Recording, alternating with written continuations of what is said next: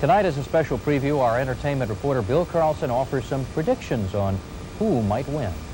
There's still a lot of preparation underway here at the Shrine Auditorium in Los Angeles, but come Monday night, this will be the red carpet area. Lots of hopes and dreams walk down that red carpet every year. How does it feel to be one of 5 in a designated category to be nominated for an Academy Award? We talked to 2 in that select group this past week. He gave you his telephone number, didn't he? You know how many women would kill for that number?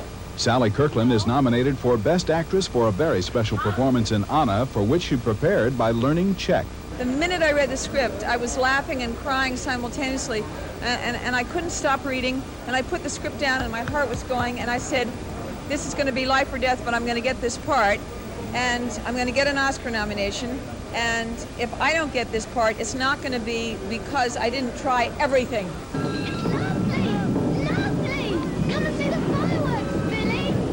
Another international film is that of John Borman, the personal story of his childhood in Blitz-torn London. Both film and director Borman are nominated. It's, of course, tremendously gratifying to make a film as personal as this, a film that's as close to my heart as this is, and to have it recognized in this way. I don't really expect to win, you know, but I'm going to be there. And if called, I'm sure I would find something to say. Who'll be taking home the 8-pound version of these fellows on Monday night? Well, of course, there's really no way of knowing for sure, but here are my best guesses. For Best Supporting Actor, You want to get Capone? Here's how you get him. an adored actor and a superb role came together on this one, and I think Sean Connery wins at long last. Bitch, there's your tackle weight. Do you love him, Loretta? No. Good. The film Moonstruck has so many nominations, but I think this is the one most likely to win. Olympia Dukakis, cousin of Massachusetts Governor Michael, should take a statue home. The point is, ladies and gentlemen, that greed, for lack of a better word, is good. It's been a big year for Michael Douglas, but Monday night I think he can bank on Wall Street for a Best Actor award. Are you? You're my wife. Discreet. They say this will be a close one, but I think Academy members will vote for a chilling performance by Glenn Close in Fatal Attraction for Best Actress. However, you can get even money on share for this same award for Moonstruck. Boy! For pulling off the political, financial, and artistic coup of the decade, I think the Academy will award Bernardo Bertolucci its Best Director award. And rounding things out with a certain sort of symmetry, I think his remarkable film, The Last Emperor, will be the motion picture of the year. Well, by tomorrow night at this time, you'll know just how good my information was. With Kent Westberg, Bill Carlson, WCCO Television News, at the Shrine Auditorium in Los Angeles. And tomorrow night, we'll all know. If you are a fan of the silver screen, tonight is your night. The Academy Awards for the Best in Motion Picture Entertainment are to be handed out in Los Angeles. WCCO entertainment reporter Bill Carlson is on the West Coast in L.A. with a preview of tonight's festivities. Bill? Okay, Don, yes, it is a busy, busy night here, and we're standing right on the red carpet where thousands of hopes and dreams march through every Academy Award night. There's some disappointment. There's a lot more excitement out here. 762 members of the press behind our cameras from all over the world, as a matter of fact. Nippon TV here, Soviet TV, BBC TV. So there's a great deal of international involvement. Now, this morning on our noon program, we talked to several people from Minnesota. We also want to talk to someone who represents that international interest here. Penny Brown comes to us from England. Truly, the Academy Awards are as big news there as they are here, aren't they, Penny? Oh, absolutely. I think they're fantastic. I think, actually, I shouldn't say it, but I think they're better than the BAFTAs because it's more glitzy, it's more of a show. So. I know that so many people here admired the work of your countryman John Borman in the motion picture Hope and Glory, one of those up for Best Picture. It meant something special to British people, too, other than the fact that it was just a fine film, didn't it? Yes, it meant a lot to a lot of people. I mean, as far as my father was concerned, it was something that he lived through, and he could relate to that film quite a lot, and he was saying afterwards, you know, how many memories it flooded back for him. Which picture do you think is going to win tonight? I think it'll be The Last Emperor, because of the size of it. Now, you've been here since yesterday morning? Yes. It was warm up to 91, I think, yesterday in Los Angeles, but it was chilly overnight, wasn't it? Yes, it was. Actually, we didn't realize how chilly it was going to be, and we were laid down trying to get some sleep.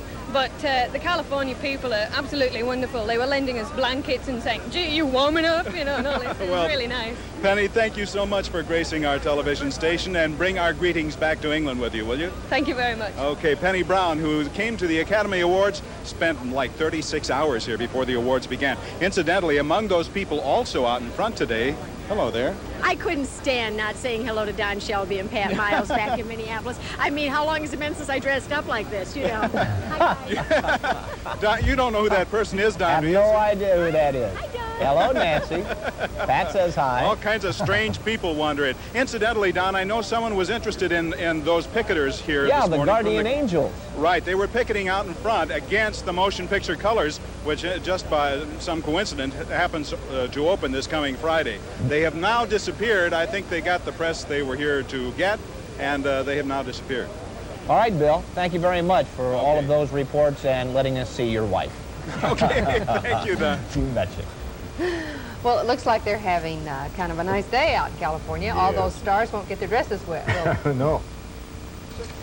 The movie The Last Emperor cleaned up at last night's award, winning 9 Oscars, the most for any film in 26 years. And our entertainment reporter, Bill Carlson, has just returned from Los Angeles. He was at the awards last night. Welcome back, and what you find out. Thank you, Don. Incidentally, Olympia Dukakis said last night, told us backstage, that she is very sure that Michael is going to follow in her footsteps and win a different kind of role. Yes, well, she had a lock on that. Maybe she believes he has a lock on the other. Right.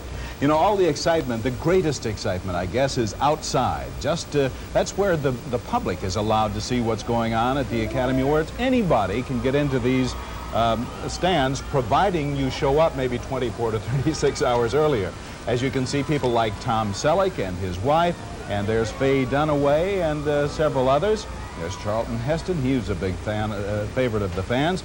Inside is where all those people are headed, but backstage is where we were headed after the things got underway, after the performance got underway. And that's where all the winners come to talk to the press, chat with them, get their pictures taken. There are press photo areas. There is a large television area.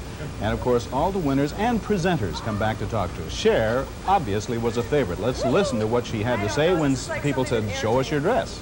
Designing my dress tonight probably would have done it. Bob and I thought about it for a while, and there was a black leather jacket. I mean, we went through so many changes. And then, oh, it was really weird. I mean, Coca-Cola wanted to see it before they would allow me to come tonight. It was unbelievable. You know, I mean, people were like so weirded out about this dress, and I feel it's quite appropriate for the evening.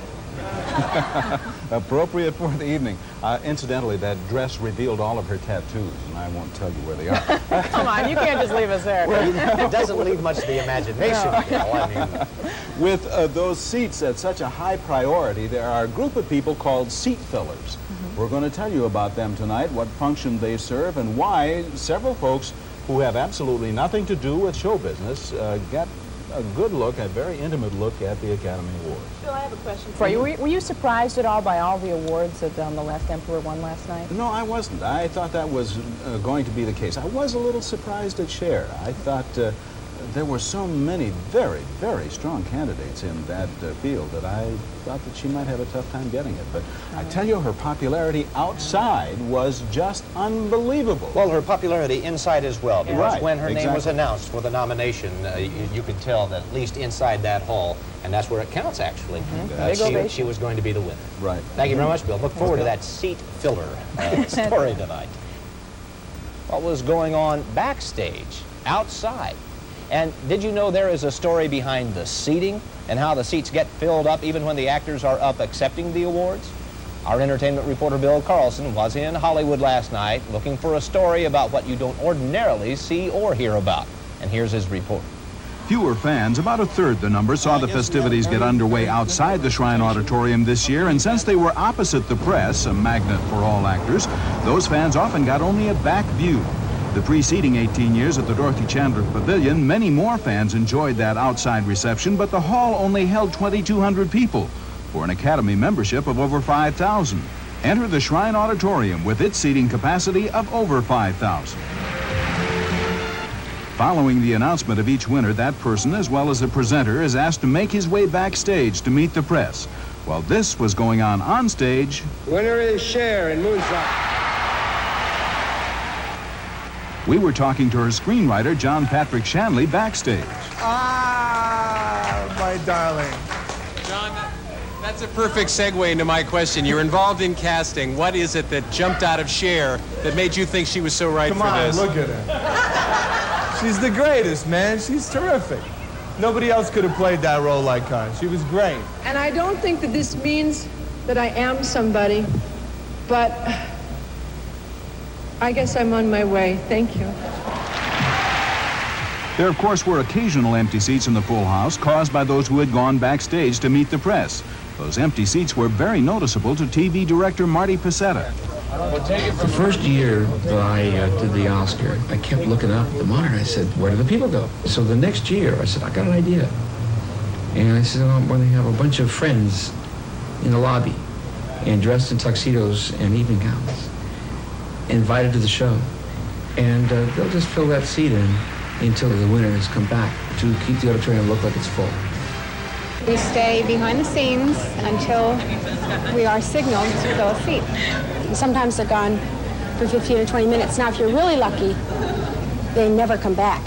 The real ulterior motive is I get to go out and buy a new dress, get my makeup done, my hair done, and have a great time. But don't bother to volunteer. Pacetta has seat fillers aplenty for years. Besides, the best seats are still backstage with those of us in the press. People were like so weirded out about this dress, and I feel it's quite appropriate for the evening.